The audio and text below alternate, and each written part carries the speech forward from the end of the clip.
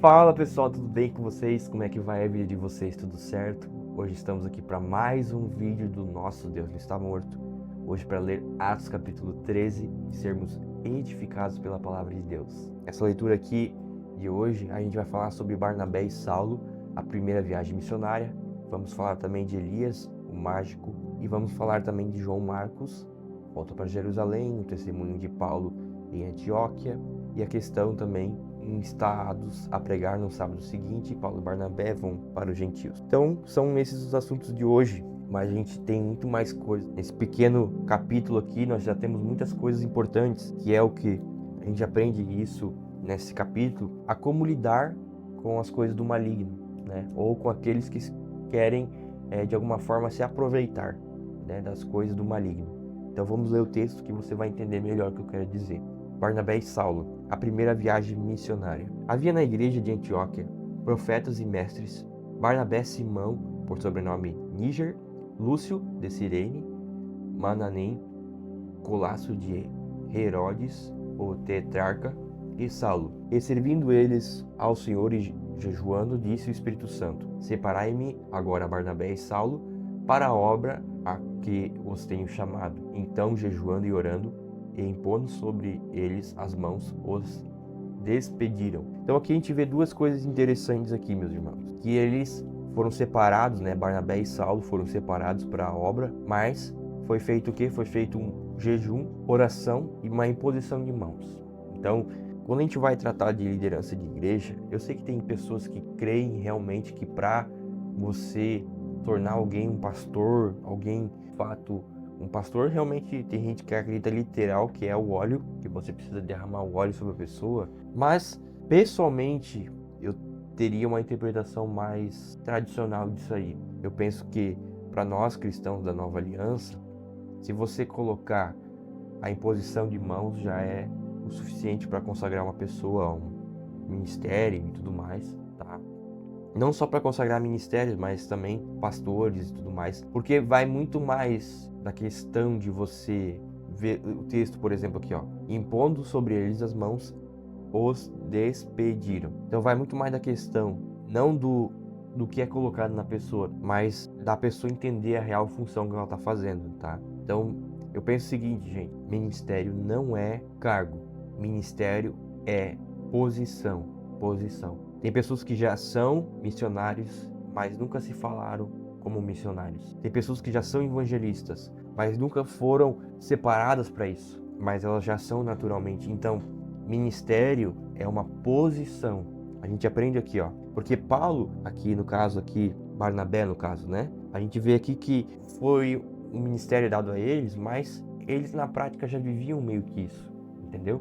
Então, quando eles saem para pregar o evangelho, como, vamos dizer assim, já como abençoados pela igreja e tudo mais, já era parte da vida deles, entendeu? Já era parte da construção daquilo que Deus já tinha feito na vida deles, estava fazendo, entendeu? Então, o ministério é isso.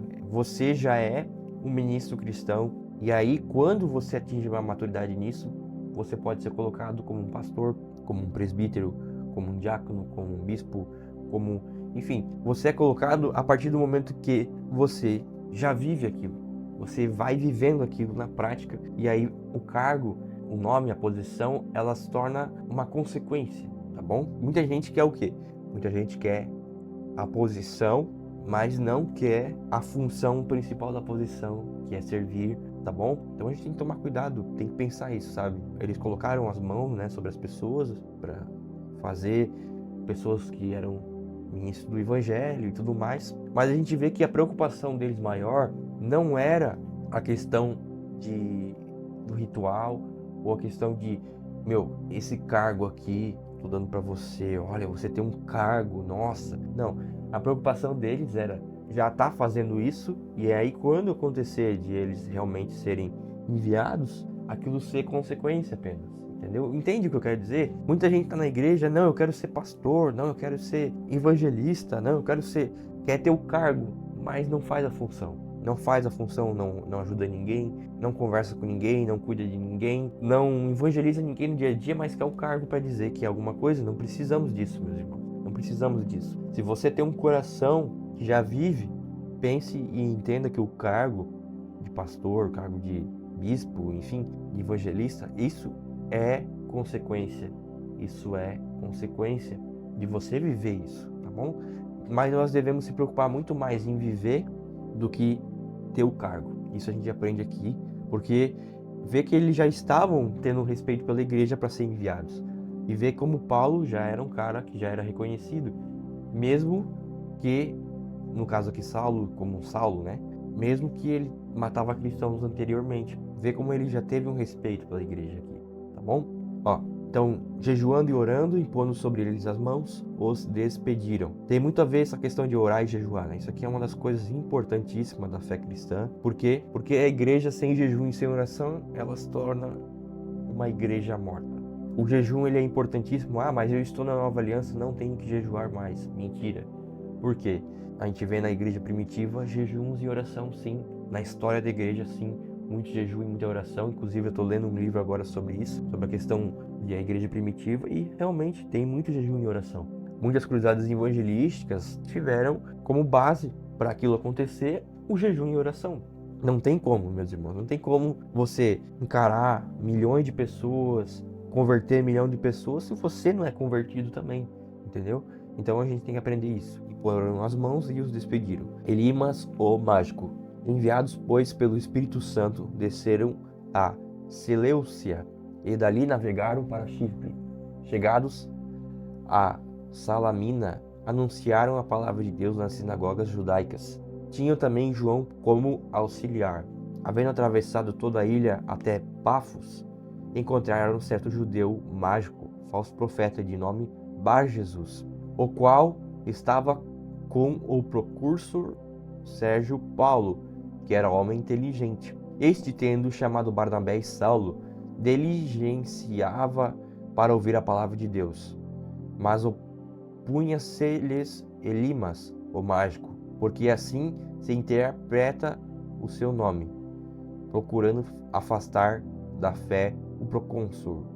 Todavia Saulo, também chamado Paulo, cheio do Espírito Santo, fixando nele os olhos, disse: Ó filho do diabo, cheio de todo engano e de toda a malícia, inimigo de toda a justiça, não cessarás de perverter os retos caminhos do Senhor? Pois agora, eis, aí está sobre ti a mão do Senhor, e ficarás cego, não vendo o sol por algum tempo. No mesmo instante caiu sobre ele névoa e escuridade, e, andando à roda, procurava quem o guiasse pela mão. Então o procônsul, vendo o que sucedera, creu, maravilhado com a doutrina do Senhor. Então a gente vê aqui, meus irmãos, que o mágico, ele foi repreendido por Paulo. Tem pessoas que querem se aproveitar e querem contra o evangelho. Mas a verdade é que, meus irmãos, por isso que você tem que fazer o que está anteriormente no versículo 3 aqui, jejuando e orando. Porque, meu irmão, quando você vai levar a palavra de Deus para o mundo, vai ter inimigos do evangelho, vai ter pessoas que vão se levantar contra, e você precisa repreender isso. Claro, tem casos que realmente Deus permite a perseguição para testar a nossa fé. Mas, irmãos, como foi falado anteriormente sobre Pedro, que oraram por ele, a igreja orou por ele, e ele venceu, né? Ele venceu a questão da perseguição, ele saiu da cadeia, ele foi lá onde estavam os irmãos, eles ficaram maravilhados. A mesma coisa, irmão, se você tem uma viagem missionária, se você tem qualquer coisa como um cristão, você tem que se revestir do Espírito Santo, e você tem que se revestir da autoridade de Cristo, e você tem que orar pelas regiões celestiais, você tem que orar pelo ambiente que você vai ir, porque, meu irmão, o inimigo ele sempre vai querer te atacar de alguma forma. Então, para vencer o inimigo, nós temos que combater ele pela vida piedosa, por uma vida reta e no nome de Jesus. Porque não existe, irmão, não existe outra maneira de vencer o inimigo se não for no nome de Jesus. Inclusive, antes de ser cristão, eu me lembro bem que eu tinha a prática de ver filmes de terror. Hoje eu não assisto mais filme de terror porque eu vejo que não edifica, vejo que não ajuda em nada na nossa fé, vejo que muitos filmes invocam demônios e isso não é de Deus. Não é bom um cristão ver filme de terror. Mas eu lembro que nenhum dos filmes de terror tinha Jesus Cristo. Não tinha. Por quê? Porque o diabo tem medo de Jesus. ele tem muito medo. Ele tem medo. Os seus servos têm um medo terrível de Jesus, por isso que perseguem. Mas se você, diante de alguém que está com o espírito do anticristo, você permanece firme e você se reveste do Espírito Santo, não existe ninguém, não existe autoridade, não existe ninguém que pode te parar. Não existe, meu irmão. Se você hoje começar a jejuar mais, se você hoje começar a pegar a Bíblia e ler mais a Bíblia, estudar teologia, ler livros de história da igreja, ler mesmo, entender a história da igreja, sabe? Não se perca no sentido de, eu vou me perder se eu estudar. Mentira, você vai ser edificado, você vai aprender a falar a palavra de Deus, você vai ser avivado, mas quando você se reveste do Espírito Santo, quando você vai se revestindo muito, não tem inimigo, meu irmão, não tem. O inimigo fica calado, ele não tem como te parar, mas para isso você precisa pegar a Bíblia, ler a Bíblia, você precisa orar, você precisa ter uma vida de jejum e oração. Por quê? Porque a Bíblia, irmão, ela é repleta de homens que oraram e jejuaram e Deus fez um grande milagre. Um exemplo é Daniel. Mas amém, irmãos, voltando aqui à questão, né? João Marcos volta a Jerusalém e navegando de Pafos, Paulo e seus companheiros dirigiram-se a Pergue da Panfilha. João, porém, apartando-se deles, voltou para Jerusalém. Mas eles, atravessando de Perge para a Antioquia da Psídia, indo num sábado à sinagoga, assentaram-se. Depois da leitura da lei e dos profetas, os chefes da sinagoga mandaram dizer-lhes: Irmãos, se tendes alguma palavra de exortação para o povo, dizei-a. Então olha só que interessante isso aqui. Por que eles foram na sinagoga pregar o evangelho? Por quê? Porque o evangelho começou com os judeus. Hoje eu vejo um antissemitismo teológico também. Por um lado a gente vê irmãos que entendem a nova aliança de uma maneira certa, mas irmãos, tem gente que não entende e confunde muito dizendo heresias do tipo assim, heresia é muito comum hoje. Não tem mais nada do Antigo Testamento para gentios. Isso é uma mentira terrível, meus irmãos. Tão mentira, mas tão mentira, que esse texto aqui só, se você explicar ele, você já vai rebater isso aqui. Porque olha só, eles liam a lei numa sinagoga. O que acontece aqui? Aqui, claro, são judeus que estão ouvindo a palavra e eles iam pegar isso e iam falar a palavra de Deus para eles também. O que acontece, meus irmãos? Eles usavam, para convencer os judeus de que Jesus era o Cristo, todo o Antigo Testamento. Então essa ideia de que Cristo, o do novo é uma coisa, do antigo é outra, isso é uma bobagem terrível. É claro que, como eu disse para você, você tem que pegar a lei e a graça e você tem que ler, por exemplo, Jesus diz, ouvir o que foi dito, olho por olho, mas dente por dente, mas eu vos digo, faz assim. Ouvir o que foi dito, foi assim, agora é assim. Ouvir o que foi dito, a lei dizia que ele ia vir e ia fazer isso, agora ele já veio, já fez, agora ele está para voltar. Ou seja, você tem que ler a Bíblia inteira e entender que não se trata de um livro separado entre Antigo e Novo Testamento, que é separado, simplesmente separado. Não, é Antigo e Novo Testamento, é Antigo e Novo Testamento, mas um complementa o outro. A lei fala de Cristo que ia vir, a graça fala de Cristo que veio.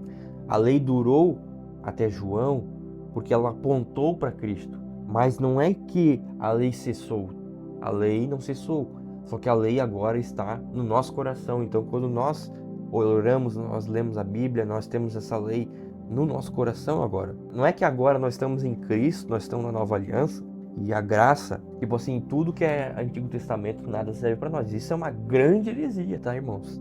Dizer que não é para nós isso aí. Agora, claro, nós estamos olhando toda a Escritura a partir do Cristo crucificado, a partir do Cristo revelado, a partir do que Cristo fez naquela cruz. Então, se você entende isso, irmão, vai ficar mais fácil para você ler. Agora, voltando aqui ao contexto aqui, João Marcos volta a Jerusalém e, navegando de Pafos, Paulo e seus companheiros dirigiram-se a Pergue da Panfilha. João, porém, apartando-se deles, voltou para Jerusalém. Mas eles, atravessando de Perge para a Antioquia da Psídia, indo num sábado à sinagoga, assentaram-se. Depois da leitura da lei e dos profetas, os chefes da sinagoga mandaram dizer-lhes: Irmãos, se tens alguma palavra de exortação para o povo, dizei-a. Então aqueles foram na sinagoga para pregar o evangelho também para os judeus, não para que os judeus agora deixassem de ser judeus, mas para que eles também crescem em Cristo e fossem salvos pelo Cristo. Ó, o testemunho de Paulo em Antioquia. Paulo, levantando-se e fazendo com a mão sinal de silêncio, disse: Varões israelitas, e vós outros que também temeis a Deus, ouvi.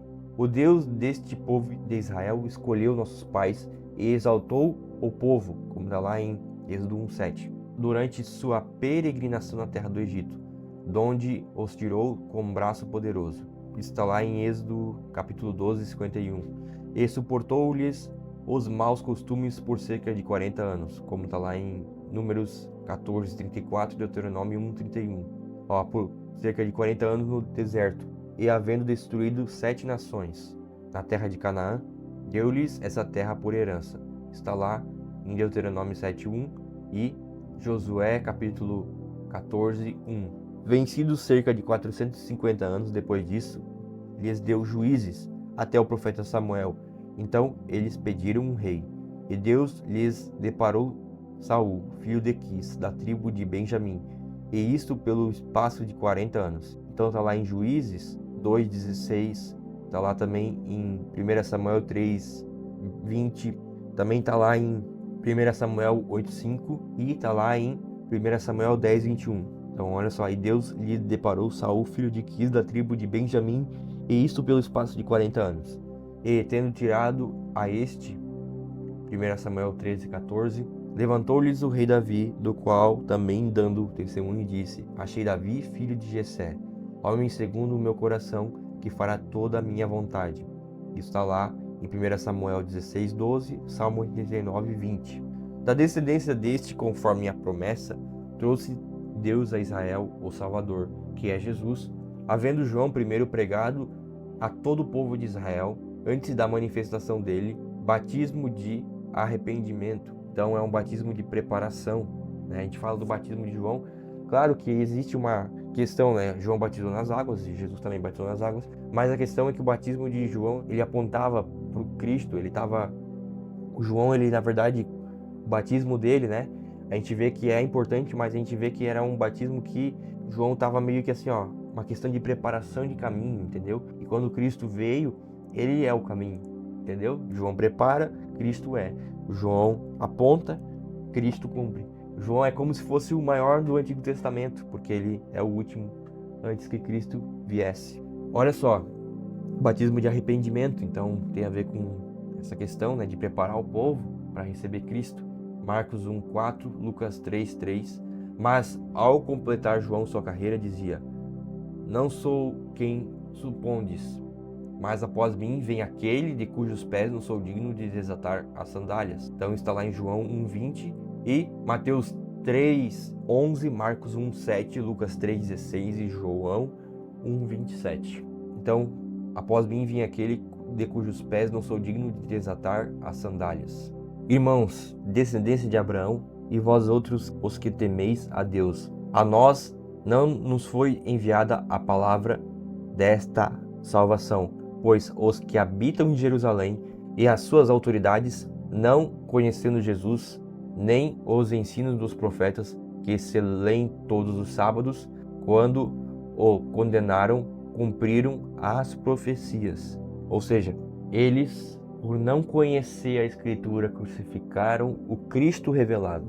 O Cristo veio, mas eles, por não reconhecerem, porque não tinham conhecimento verdadeiro, o condenaram. Ou por ter um conhecimento verdadeiro, mas estarem cegos espiritualmente, como no caso de Paulo. Paulo era um cara extremamente inteligente, mas estava cego quanto ao plano de Deus na verdade presente. E essa verdade foi revelada para ele, claro, ele ficou cego 3 dias, a gente leu ali, e agora ele passa a anunciar o evangelho, porque ele entendeu agora aquilo que antemão ele não tinha entendido, tá bom? Não conhecendo Jesus nem os ensinos dos profetas que se leem todos os sábados quando o condenaram, cumpriram as profecias. E, embora não achassem nenhuma causa de morte, pediram a Pilatos que ele fosse morto. Olha só, está lá também em Mateus 27, 22 ao 23, Marcos 15, 13 ao 14, Lucas 23, 21 ao 23 e João 19, 15, tá? Depois de cumprir tudo a respeito dele, estava escrito: tirando-o do madeiro, puseram-no em um túmulo. Isso também está lá em Mateus 27, 57 ao 61, Marcos 15, 42 ao 47, Lucas 23, 50 ao 56 e João capítulo 19, versículo 38 ao 42. Mas Deus o ressuscitou dentre os mortos e foi visto muitos dias pelos que com ele subiram a Galiléia para Jerusalém, os quais são agora as suas testemunhas perante o povo. Esses subiram, está lá em Atos 1, 3. Nós vos anunciamos o evangelho da promessa feita a nossos pais, como Deus a cumpriu plenamente a nós, seus filhos, ressuscitando a Jesus, como também está escrito no Salmo 2: Tu és meu filho, eu hoje te gerei. Está lá em Salmo 2, 7. E que Deus o ressuscitou dentre os mortos, para que jamais voltasse à corrupção. Desta maneira o disse: E cumprirei a vosso favor as santas e fiéis promessas feitas a Davi, como está lá em Isaías 55, 3. Por isso também diz em outro salmo: Não permitirás que o teu santo veja a corrupção. Está lá também em Salmo 16, 10. Porque, na verdade, tendo Davi servido a sua própria geração, conforme o desígnio de Deus, a adormeceu, foi para junto de seus pais e viu corrupção.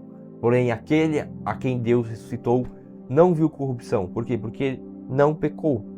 Os outros, a gente entende que Jesus veio cumprindo a lei e Jesus é o Cristo e ele não viu corrupção porque ele não pecou nenhuma vez. Ele é um cordeiro morto sem defeito. Davi e todos os outros personagens da Bíblia eram pessoas que pecaram e continuam pecando, né? No caso, Davi morreu, mas, por exemplo, Paulo estava ali falando, mas ele era sujeito ao pecado. Eu estou aqui falando para você, mas sou sujeito ao pecado, ainda que não sou escravo do pecado e nem fico praticando o pecado. Mas posso pecar, posso errar o meu alvo e pecar, e a misericórdia me alcançar de novo. Mas não vou fazer esses pecados, não vou ficar pecando porque eu não preciso ficar pecando. Por quê? Porque agora Cristo ressuscitou e agora ele pagou o preço dos meus pecados. Então eu não preciso ficar pecando para que a graça superabunde ainda mais. Eu preciso me santificar.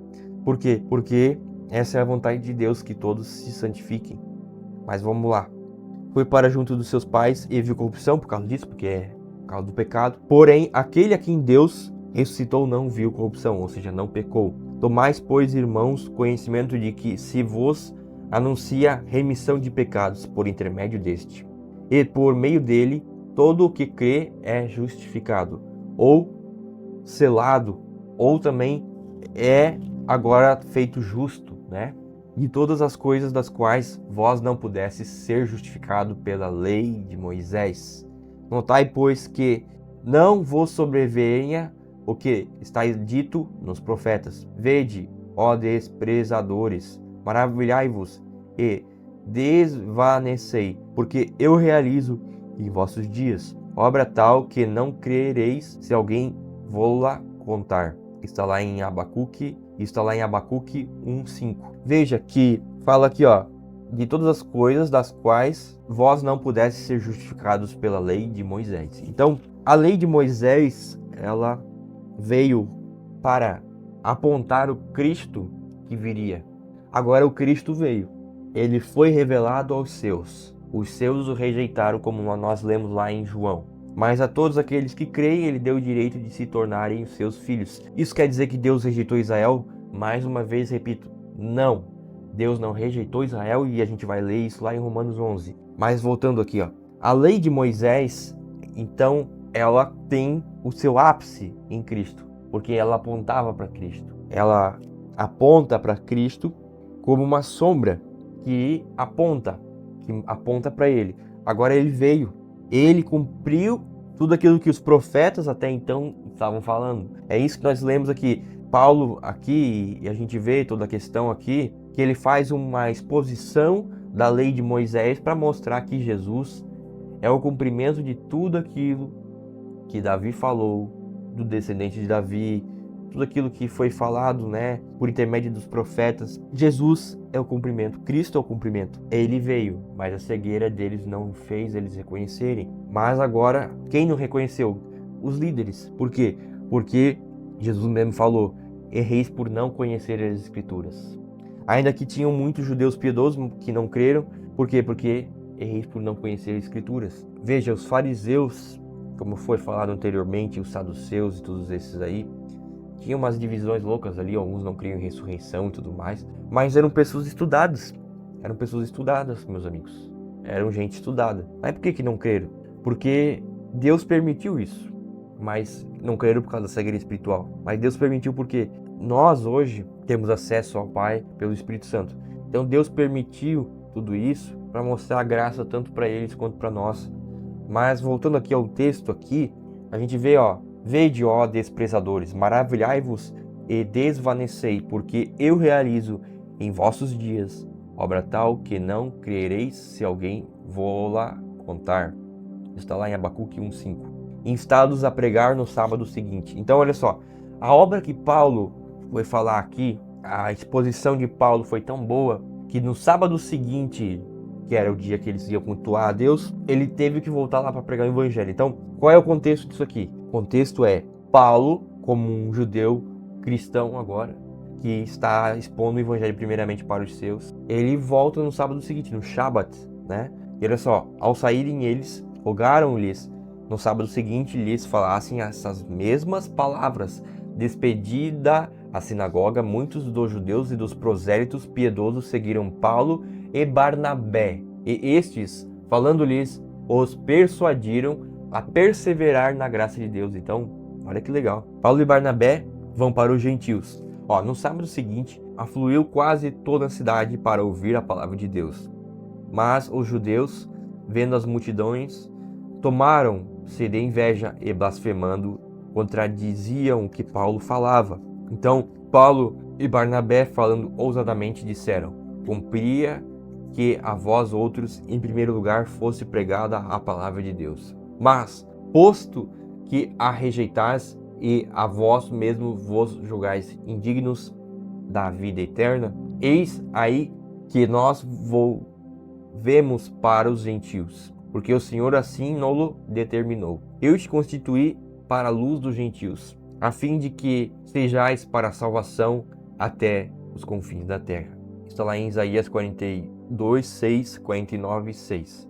Os gentios, ouvindo isto, regozijavam-se e glorificavam a palavra do Senhor, e creram todos os que haviam sido destinados para a vida eterna. E divulgava-se a palavra do Senhor por toda aquela região. Mas os judeus instigaram as mulheres piedosas de alta posição e os principais da cidade, e levantaram perseguição contra Paulo e Barnabé, expulsando-os do seu território.